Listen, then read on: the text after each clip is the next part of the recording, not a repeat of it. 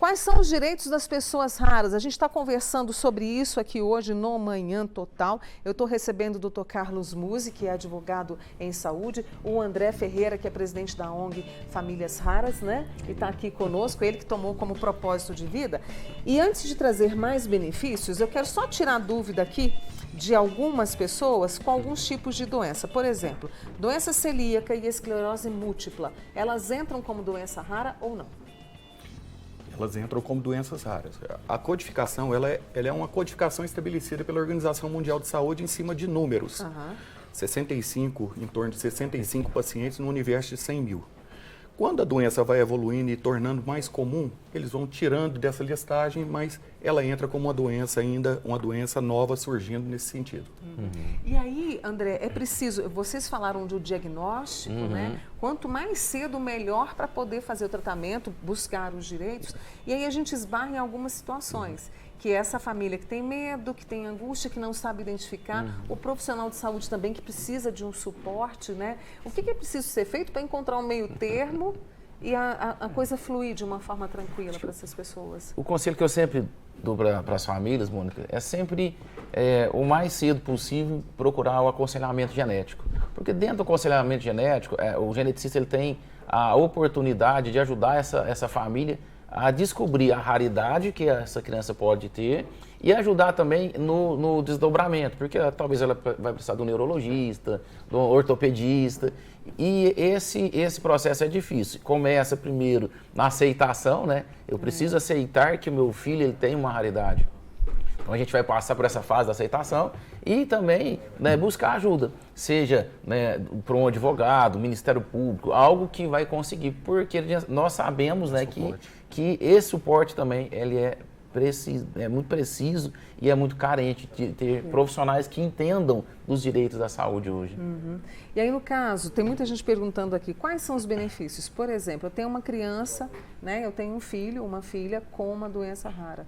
Eu tenho algum tipo de benefício pelo INSS, Carlos? Existe o LOAS, né? O André estava até abordando ali, mas existe algum embaraço, a dificuldade, os critérios são muito exíguos, né, o André? O critério ele é bem minucioso e eu falo que ele é muito injusto, porque o LOAS ele olha para a família e não olha para o indivíduo. Eu tenho uma criança que tem ali, né, a raridade, não é a família inteira. E aí muitas vezes a gente vê a criança perdendo o LOAS porque a família não entrou naquele critério, né? Uma questão importante, Mônica, é o maior dificultador que existe para o paciente de doenças raras é a questão da prescrição médica, a medicação. A gente não vê muito no judiciário discussão sobre cobertura dessa doença ou daquela doença, mas sim do tratamento que é ministrado.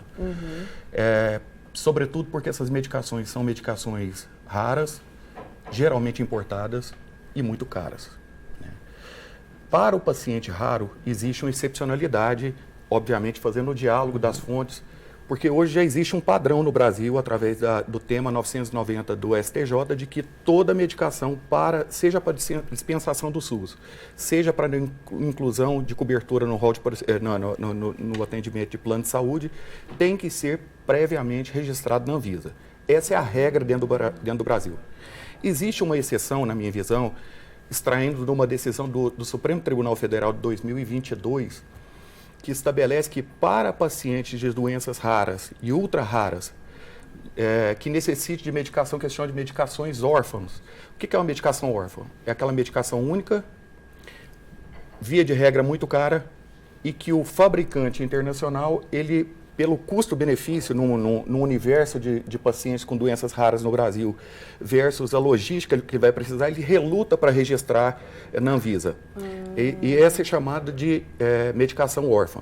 Neste caso, já com uma decisão do STF sob a presidência do ministro Luiz Fux, esse paciente, se ele tiver uma prescrição médica, se tiver reconhecimento de algum órgão, uma agência internacional, como é o FDA, e também não existir correspondente no Brasil, esse registro na Anvisa está dispensado. E aí, para conseguir essa medicação, ele estava me contando aqui, o Carlos e o André, que existem medicações aí com valor que chega a 6 milhões de reais. Quer dizer, então é um absurdo, assim, é uma coisa surreal. É preciso acionar a justiça. É preciso acionar a justiça. Isso pode demorar, cara? Isso pode demorar. Bom, se o critério for a questão de preço, olha, essa questão ela não é pré-requisito para impedir a caracterização. O problema é que, via de regra, cai nessa questão que eu te coloquei, ou a medicação é importada, ou a medicação... E aí a discussão é sempre judicial. Importante, Mônica, só que essas medicações, elas ingressam muito caras. Mas existe uma quebra de patente em cima de algum prazo que está estabelecido na lei, geralmente 5 anos, onde essa medicação cai vertiginosamente. Você pega, por exemplo, o Soliris, ele entrou num custo do tratamento de 2,5 milhões, hoje ele está em torno de 28 mil.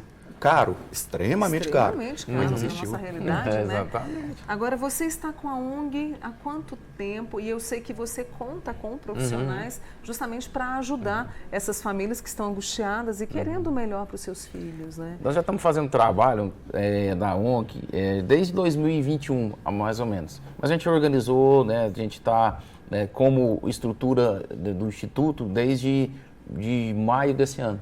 A gente tem feito as reuniões para encontrar as famílias, para ajudar essa família que está numa situação dessa, com embate com o plano, embate com o governo para liberar. A gente vai vendo que a parte emocional está abalada, o relacionamento abalado. Nós falamos, nós precisamos pegar a nossa experiência de vida, nós passamos por tudo isso que nós estamos falando aqui, vai me remetendo, vai me lembrando alguns filmes aqui de conversar com o plano de saúde, de conversar com o Ministério Público, e nós sabemos que isso é muito pesado para essa família. Nossa! Então nós decidimos acolher essas famílias, por isso nós colocamos o nome Famílias Raras, independente da raridade, nós queremos proporcionar para essa família um ambiente onde ela pode ter uma reunião, que ela vai ser ela, que ela vai colocar o coração dela para fora, literalmente, a dor dela, e ali a gente vai conseguindo conduzir, ajudar, contamos com bastante profissional para nos ajudar na parte jurídica, né, aconselhamento psicológico, aconselhamento genético. Porque o que acontece? Eu acho que vocês que trabalham, né, dessa forma direta, as pessoas, como você disse, é raro, então as pessoas falam, não é problema relevante. mesmo. Mas é um problema, é uma situação, não vou te colocar problema, mas é uma situação em que toda a sociedade precisa discutir, não é? Eu queria a opinião de vocês em relação a isso. Toda a sociedade, né, André? Falar de inclusão é interessante, porque muitas vezes é colocada a inclusão assim, eu tenho uma escola para famílias raras, a sociedade está aqui de fora. Inclusão é o contrário, eu preciso de trazer a sociedade para encontrar, né, as raridades e entender que cada um de nós tem uma raridade. Talvez eu não tenha no meu membro da perna, talvez eu não tenha... Eu vou ter a minha raridade, eu preciso trazer a sociedade para entender que isso faz parte da nossa vida. Isso que para mim que é talvez uma barreira que nós precisamos como sociedade de quebrar, de falar mais sobre o assunto, né, raridade, de doenças, porque realmente tem muita família, mano, tem esse sentimento que você falou, não é meu problema. Aí quando você vê, não é problema de ninguém, aí não tem ninguém ajudando, não tem o governo, você não tem o plano da saúde, você não tem familiar, a pessoa se encontra normalmente sozinha. E a gente não quer que você fique sozinho, por isso os dois aqui conosco. Para a pessoa ter acesso a saber os direitos, existe algum caminho, Carlos? Mônica, Uberlândia, graças a Deus, é muito bem servido pela Promotoria de Justiça aqui de Uberlândia. Dr. Fernando Martins, Dr. Lúcio Flávio, que está sempre à disposição para servir. As defensorias também, né, que atuam de uma forma muito ativa e assertiva, né? com muito conhecimento, e também os advogados aí, através da OAB, os advogados especialistas da área aí também para dar esse suporte. Mas, sobretudo, a Promotoria de Justiça aí com um trabalho muito exemplar do Dr. Fernando Martins. Aliás, um abraço para ele. Conheço o Fernando também há muito tempo, Dr. Fernando há muito tempo. Parceirão. Para a gente encerrar, sábado agora, a partir das 2h, a gente tem um evento justamente para trazer mais informação. Eu queria que você chamasse a turma. Onde vai ser, o endereço? Sábado nós vamos ter agora, no dia 28, a partir das 14 horas, nós chamamos de o Dia da Família.